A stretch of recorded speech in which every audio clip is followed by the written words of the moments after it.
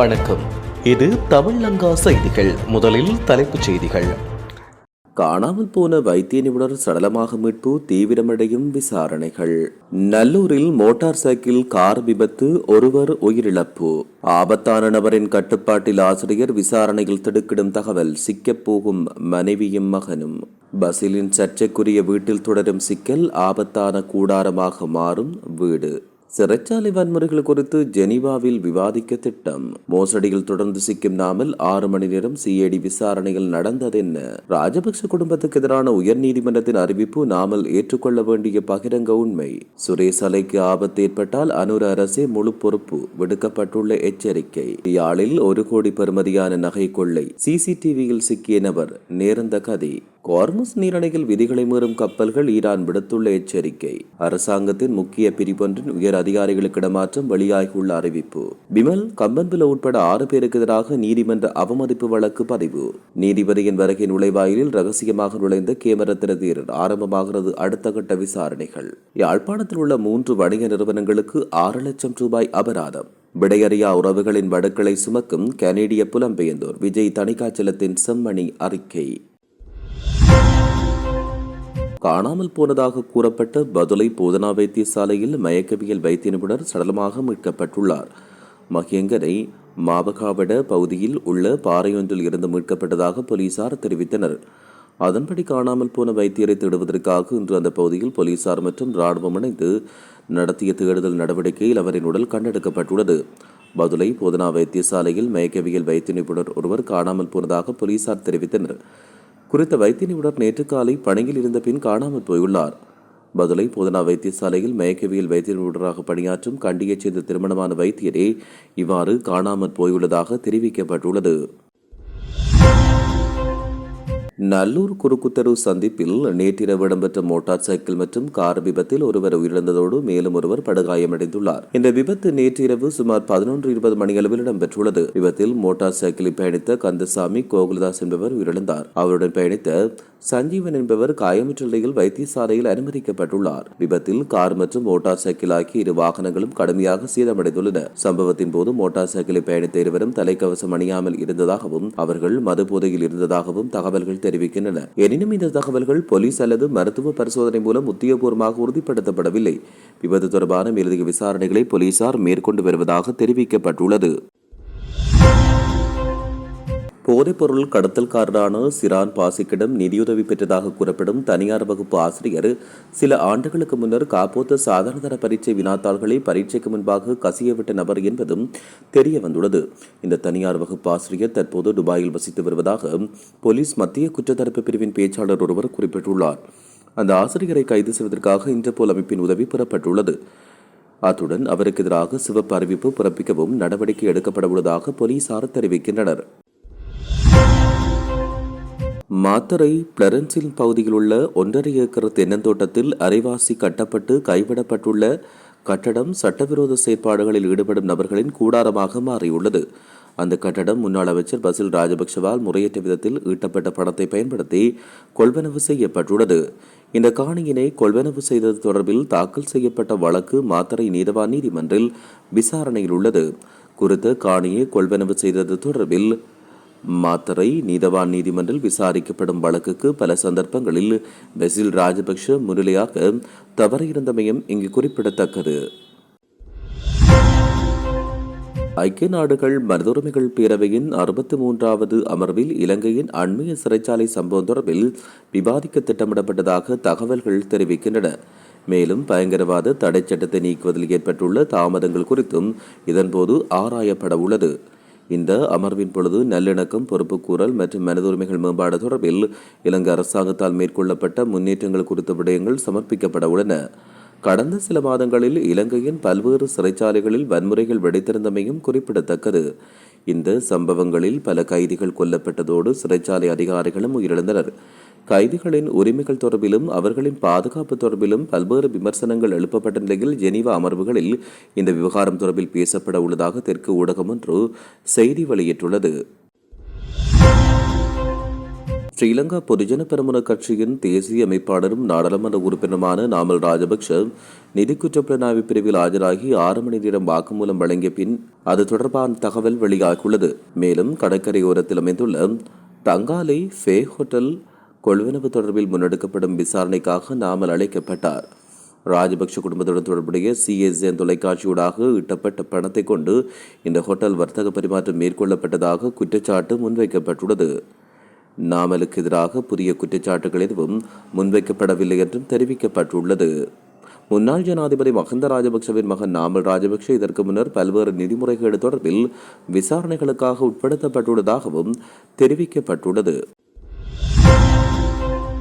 பொருளாதார மீளெழுச்சி தொடர்பில் ஆலோசனை வழங்குகின்ற நாமல் ராஜபக்ஷ தன்னுடைய குடும்பம்தான் நாட்டை வங்குரோத்து நிலைக்கு தள்ளியது என்பதை பகிரங்கமாக ஏற்றுக்கொள்ள வேண்டும் என சுகாதாரத்துறை அமைச்சர் நலிந்த ஜேதிச தெரிவித்தார். கொழும்பில் இடம்பெற்ற செய்தியாளர் சந்திப்பில் அவர் இந்த விடயத்தை தெரிவித்தார். பொருளாதாரம் பாதிக்கப்பட்டு விட்டது, நாட்டு மக்கள் பாதிக்கப்படுகிறார்கள் என நாமல் ராஜபக்ஷ தற்போது முதலை கண்ணீர் வடைத்து வருகிறார். ஆனால் பொருளாதார பாதிப்புக்கான அடிப்படை காரணத்தை அவர் எந்த இடத்திலும் குறிப்பிடவில்லை. 2022 ஆண்டு ராஜபக்ஷ குடும்பம் பொருளாதார ரீதியாக எடுத்த தவறான தீர்மானத்தால் தான் நாடு வங்குரோத்தெல்லை அடைந்தது என்பதை உயர்நீதிமன்றம் ஏகமனதாக அறிவித்துள்ளது. பொருளாதார பாதிப்பில் இருந்து மீள்வதற்கு சர்வதேச நாணய நிதியத்தின் ஆதரவும் பெற்றுக் கொள்ளப்பட்டுள்ளது. பொருளாதார மீட்சி குறித்து ஆலோசனை கூறும் நாமல் ராஜபக்ஷ அதற்கு காரணம் தன்னுடைய குடும்பம்தான் என்பதை பகிரங்கமாக ஏற்றுக்கொள்ள வேண்டும். அரசாங்கத்தை வீழ்த்துவோம், மக்களை ஒன்றிணைப்போம் என்று GL பீரிஸ் வீட்டில் இரவிரவாக கூட்டம் நடத்தாமல் மக்களுக்கு மத்தியில் செல்லுங்கள் என்றும் அவர் இதன் பொழுது குறிப்பிட்டுள்ளார். தடுப்பு காவல் உத்தரவின் கீழ் வைத்திருக்கப்படும் அரசு புலனாய்வு சேவையின் முன்னாள் பணிப்பாளர் சுரேஷ் அலைக்கு ஏதேனும் பாதிப்பு ஏற்பட்டால் ஜனாதிபதி தலைமையிலான குழுவினரை அல்லது அரசாங்கமே பொறுப்பேற்க வேண்டும் என்று எச்சரிக்கை விடுக்கப்பட்டுள்ளது. அரசாங்கத்தை எச்சரிக்கும் வகையில் தேசிய அமைப்புகளின் ஒன்றியம் இந்த விடயத்தினை தெரிவித்துள்ளது. சலைவுக்கான நீதி கலந்துரையாடல் மன்றம் என்ற கருப்பொருளில் கொழும்பில் நடைபெற்ற செய்தியாளர் சந்திப்பில் உரையாற்றிய அந்த அமைப்பின் பிரதிநிதிகள் இதனை குறிப்பிட்டுள்ளனர். தொடர்ந்து கருத்து வெளியிட்ட அவர்கள் சுரேஷ் அலைக்கு எதிராக 3வது தடுப்பு காவல் உத்தரவை பிறப்பிப்பதை தவிர்க்க வேண்டும் என்று தெரிவிக்கப்பட்டுள்ளது. அத்துடன் அவரை உடனடியாக நீதிமன்றில் முன்னிலைப்படுத்துமாறு ஜனாதிபதியை கேட்டுக் கொள்கின்றோம். 2வது தடுப்பு காவல் உத்தரவு எதிர்வரும் 28ஆம் தேதி என்று முடிவடையும் நிலையில் சுரேஷ் அலையை இனியும் தாமதிக்காமல் உடனடியாக நீதிமன்றில் முன்னிலைப்படுத்த வேண்டும் என்றும் அவர் இதன் பொழுது தெரிவித்துள்ளார். யாழ்குடா நாட்டின் பல்வேறு பகுதிகளில் வீடுகளுக்குள் புகுந்து திருட்டுச் சம்பவங்களில் ஈடுபட்டதாக சந்தேகிக்கப்படும் பிரதான சந்தேக நபர் உட்பட 3 விளக்கமறியலில் வைக்க நீதிமன்றம் உத்தரவிட்டுள்ளது. அவர்களிடமிருந்து சுமார் 1,75,00,000 ரூபாய் பெறுமதியான 43 பவுன் தங்க நகைகள் மீட்கப்பட்டுள்ளன. கடந்த மாதம் 9ஆம் தேதி சாவகச்சேரி நகரில் உள்ள நகைக்கடை உரிமையாளரின் வீட்டிலிருந்து 17 பவுன் தங்க நகைகள் திருடப்பட்டமை தொடர்பில் சாவகச்சேரி காவல் நிலையத்தில் முறைப்பாடு செய்யப்பட்டது. அதைத் தொடர்ந்து CCTV காணொலிகளின் உதவியுடன் காவல்துறையினர் முன்னெடுத்த விசாரணையில் கல்லுண்டாய் குடியேற்ற திட்டத்தைச் சேர்ந்த பிரதான சந்தேக நபர் ஒருவர் நேற்று யாழ்ப்பாண நகரில் வைத்து கைது செய்யப்பட்டார். அவரிடம் மேற்கொள்ளப்பட்ட மேலதிக விசாரணையின் அடிப்படையில் கோப்பாய் பகுதியைச் சேர்ந்த ஒருவர் மற்றும் ஊர்காவற்றுறை பகுதியைச் சேர்ந்த பெண் ஒருவர் தொடர்பில் தகவல்கள் கிடைக்கப்பெற்றுள்ளதாகவும் தெரிவிக்கப்பட்டுள்ளது. ஹோர்முஸ் நீரிணையை கடப்பதற்கான விதிமுறைகளை மீறும் கப்பல்கள் எதிர்காலத்தில் பயண கட்டுப்பாடுகளை எதிர்கொள்ள நேரிடும் என்று ஈரான் எச்சரிக்கை விடுத்துள்ளது. ஈரானின் பெர்சியன் வளைகுடா நீரிணை அதிகார சபை இந்த எச்சரிக்கையை விடுத்துள்ளது. அதன்படி ஈரான் விதித்துள்ள வழிமுறை கட்டுப்பாடுகளை மீறும் கப்பல்களுக்கு அபராதம் விதிக்கப்படலாம் அல்லது அவை பறிமுதல் மற்றும் சிறைப்பிடிக்கப்படலாம் என எக்ஸ் தளத்தில் தெரிவிக்கப்பட்டுள்ளது. மேலும் இத்தகைய தடை செய்யப்பட்ட கப்பல்களுக்கு ஒத்துழைப்பு வழங்கும் ஏனைய கப்பல்களும் விதிமீறல் பட்டியலில் சேர்க்கப்படும் என்று எச்சரிக்கை விடுக்கப்பட்டுள்ளதாக தெரிவிக்கப்பட்டுள்ளது.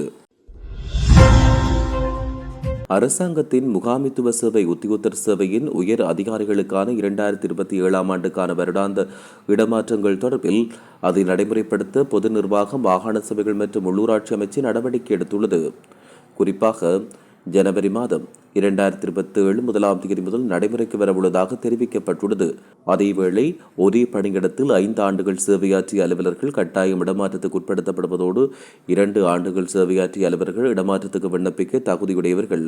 இதற்கான விண்ணப்பங்களை பொது நிர்வாகத்துக்கான முகாமித்துவ தகவல் அமைப்பு மூலம் நிகழ்நிலையில் மட்டுமே சமர்ப்பிக்க முடியும் என்றும் தெரிவிக்கப்பட்டுள்ளது.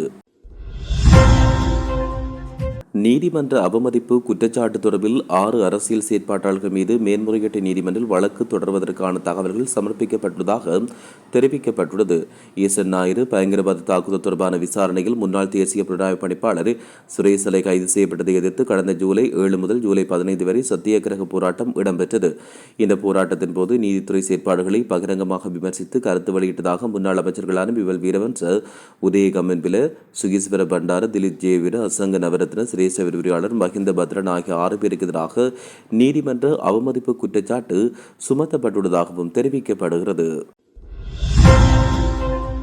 அனுராதபுரத்தின் முன்னாள் அட்டமஸ்தானாதிபதி வல்லிகம கேமரத்ன தேரர் மேல் நீதிமன்ற வளாகத்துக்குள் நீதிபதி நுழையும் நுழைவாயிலின் ஊடாக எவ்வாறு நீதிமன்ற வளாகத்துக்குள் வந்தார் என்பது குறித்து விசாரணைகள் ஆரம்பிக்கப்பட்டுள்ளன. சிறுமியொருவரை தகாத செயற்பாட்டுக்குட்படுத்தியதாக குற்றம் சாட்டப்பட்ட சம்பவம் தொடர்பில் நீதிமன்றில் குற்றம் சாட்டப்பட்ட சந்தேக நபர் எவ்வாறு கடந்த 21ஆம் தேதி நீதிமன்றத்துக்கு வருகை தந்தார் என்பது தொடர்பான விசாரணை அறிக்கையை சமர்ப்பிக்குமாறு நீதிமன்றம் உத்தரவிட்டுள்ளது. இதுகுறித்து அனுராதபுரம் பிரதான நீதவான் சியபத் சசிந்த விக்ரமரத்ன அனுராதபுரம் மேல் நீதிமன்ற வளாகத்தின் காவல்துறை பாதுகாப்பு பிரிவின் பொறுப்பதிகாரிக்கு உத்தரவு பிறப்பித்துள்ளதாக தெரிவிக்கப்பட்டுள்ளது.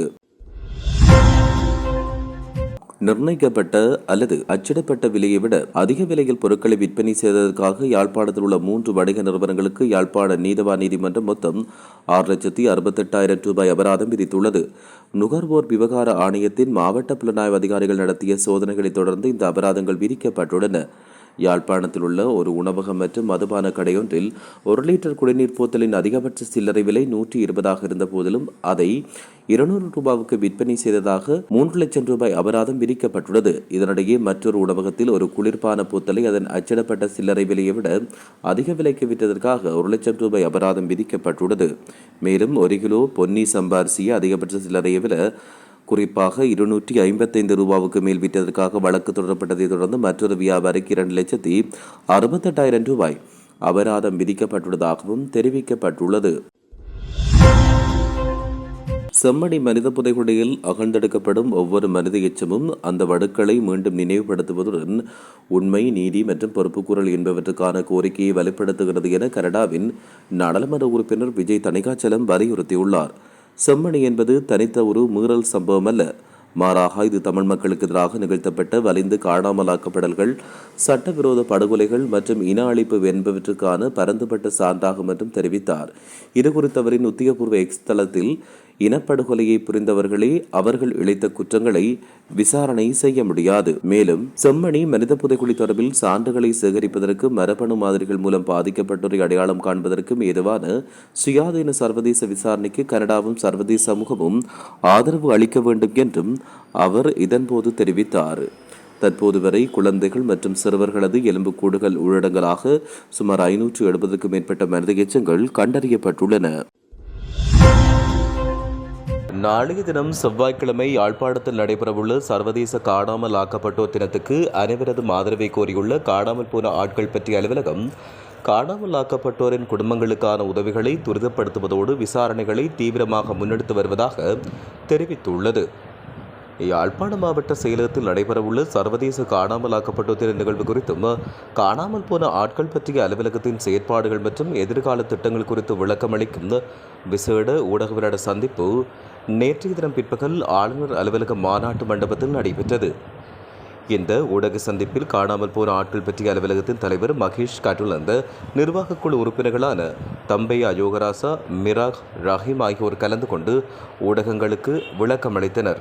ආයුබෝවන් වනක්කම් good afternoon. අද මෙම මාධ්‍ය සාකච්ඡාව කැඳවලා තියෙන්නේ 25 වනිදාට පැවැත්වීමට නියමිත බලහත්කාරයෙන් අතුරුදහන් වූවන් සැමරීම සඳහා වන වැඩසටහන සම්බන්ධයෙන් දැනුවත් කිරීමටත් මේ දක්වා අතුරුදහන් වූවන් පිළිබඳ කාර්යාලය විසින් කරගෙන ආපු වැඩකටයුතු சம்பந்தைයෙන් යම්කිසි சங்ஷிப்த நண்பர்கள் அனைவருக்கும் எனது முதற்கண் நன்றிகளை தெரிவித்துக் கொண்டு இந்த ஊடக சந்திப்பு வருகின்ற 25ஆம் தேதி யாழ் மாவட்ட செயலக மண்டபத்திலே நடைபெறுகின்ற சர்வதேச வலிந்து காணாமல் ஆக்கப்பட்டமையினால் பாதிக்கப்பட்டவர்களுக்கான சர்வதேச தினத்தை கொண்டாடும் முகமாக நடைபெறுகின்ற நிகழ்வு தொடர்பான விவரங்களை பரிமாறிக்கொள்வதற்காக இந்த ஊடக சந்திப்பு நடைபெறுகின்றது. இதிலே நான் குறிப்பிடக்கூடியது எமது தலைவர் குறிப்பிட்டிருந்தது, இதுவரையிலே எமக்கு கிடைத்த 23,352 விண்ணப்பங்களில் மீதியாக, அதாவது முப்படையினரதும் இரட்டிப்பு செய்யப்பட்ட விண்ணப்பங்களை தவிர்த்து 16,966 விண்ணப்பங்கள் நமக்கு எமது பரிசீலனைக்காக கிடைக்கப்பட்டுள்ளன. இவற்றிலே இதுவரையிலே நாங்கள் 9,819 விண்ணப்பங்களுக்கு முறைப்பாடுகளுக்குரிய பூர்வாங்க விசாரணைகள், அதாவது சென்ற கிழமை நடந்த விசாரணைகளுடன் இவ்வளவு 9,819 பூர்வாங்க விசாரணைகளை செய்துள்ளோம் என்பதையும், இந்த பூர்வாங்க விசாரணையின் பின்னர் அதாவது சிறிய உதவிகளுக்கு மேலதிகமாக இந்த விண்ணப்பதாரிகள் கேட்டுக்கொள்கிற இடத்திலே மேலதிக விசாரணை ஃபர்தர் இன்வெஸ்டிகேஷன் மேற்கொண்டு விசாரணை செய்வதற்காக பலர் கேட்டிருக்கிறார்கள். அந்த வகையிலே எமது ட்ரேசிங் யூனிட் எமது தலைமை அலுவலகத்தில் உள்ளது. அதற்கு சுமார் 2,000 விண்ணப்பங்கள் இதுவரையில் அனுப்பப்பட்டுள்ளன. அவற்றில் ஏறத்தாழ 800 விண்ணப்பங்களுக்குரிய சம்பந்தப்பட்ட நிறுவனங்களுக்கு கடிதம் மூலம் அனுப்பி அவர்களை பற்றிய விவரங்களை தேடிக்கொண்டிருக்கின்றோம். இதே நேரத்தில் இன்னும் ஒன்று குறிப்பிட வேண்டும், இதுவரையில் நாங்கள் 31 ஆட்களை நேரடியாக, அதாவது எங்களுக்கு முறைப்பாடு செய்த காணப்படவில்லை என்று முறைப்பாடு செய்த ஆட்களில் 31 பேரை இதுவரையில் கண்டுபிடித்திருக்கின்றோம் என்பதையும் கூறிக்கொள்ள விரும்புகிறேன். அத்துடன் இடைக்கால நிவாரணத்திற்கு நாங்கள் இதுவரையில் 7,726 முறைப்பாடுகளுக்கு சிபாரிசு செய்து இழப்பீட்டு அலுவலகத்திற்கு அனுப்பிய பொழுதும் இதுவரையும் 5,540 விண்ணப்பங்களுக்கான இடைக்கால நிவாரணம் வழங்கப்பட்டுள்ளது என்பதையும் இங்கு குறிப்பிட விரும்புகிறேன். அத்துடன் இது ஒரு நஷ்டஈடு அல்ல. இந்த 2 லட்சம் ரூபாய் என்பது நஷ்டஈடு அல்ல. இது காணாமல் போன நாட்களில் தங்கியிருக்கிறவர்களுக்கான ஒரு வாழ்வாதாரம், ஒரு இடைக்கால நிவாரணமே தவிர இது நஷ்டஈடு அல்ல. அந்த நஷ்டஈடு வழங்குவது சம்பந்தமாக இன்றைய அரசாங்கமும் எமது நீதி அமைச்சரும் சேர்ந்து இதற்கொரு குழு ஒன்றை நியமித்திருக்கிறார்கள். இதற்குரிய நஷ்டஈட்டை எந்த வகையிலே எவ்வாறு வழங்க முடியும் என்பதை ஆராய்ந்து தனக்கு அறிக்கை சமர்ப்பிப்பதற்காக ஒரு குழுவை நியமித்துள்ளார். அந்த குழு இதுவரையில் ஆராய்ந்து கொண்டிருக்கின்றது. அதனுடைய சிபாரிசுகள் வரும்பொழுது மேற்கொண்டு நஷ்டஈட்டு தொகை எவ்வாறு வழங்கப்படும் என்பது பின்னர் தீர்மானிக்கப்படும். அடுத்து இந்த சர்வதேச தினம் ஏற்கனவே நான் குறிப்பிட்டது வருகின்ற 25ஆம் தேதி செவ்வாய்க்கிழமை யாழ் மாவட்ட செயலகத்திலே பிரதான மண்டபத்தில் நினைவு கூறப்படுகின்றது. இதே போன்ற நிகழ்வு ஒவ்வொரு வருடம் சர்வதேச நிகழ்வு ஆகஸ்ட் மாதம் 30ஆம் தேதி தான் இந்த கடத்தப்பட்டு காணாமல் ஆக்கப்பட்டவர்களில் தங்கியிருப்பவர்களுக்கான தினமாக கொண்டாட நினைவு கூறப்படும் தினமாக உள்ளது. இந்த தினம் ஆகஸ்ட் 30ஆம் தேதி. சில தவிர்க்க முடியாத காரணங்களால் நாங்கள் இம்முறை யாழ்ப்பாணத்திலே ஆகஸ்ட் 25ஆம் தேதி இந்த நிகழ்வை நடத்துகின்றோம். கடந்த வருடம் கொள்ளுப்பிட்டி டெம்பிள் அலரி மாளிகையில் இந்த நிகழ்வை நடத்தினோம்.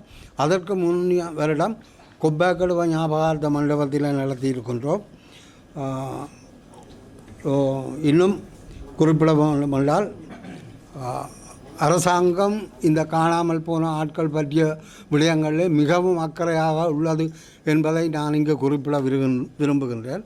அதிலே குறிப்பிடக்கூடியது தற்சமயம் இந்த வருடத்திலே எங்களுக்கு 375 மில்லியன் ரூபாய் ஒதுக்கப்பட்டுள்ளது இந்த காணாமல் போன ஆட்களுக்கான இந்த விசாரணைகளும் அது சம்பந்தமான செலவுகளுக்காக.